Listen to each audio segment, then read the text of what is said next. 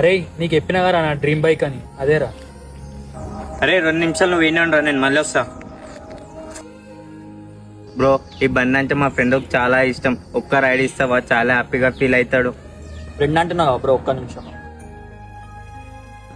ఇగో తీసుకో. Thanks bro. అరే మామా అన్న అడిగి బండి తాళని తెచ్చినారా, ఒక రైడ్ అయిపోరా.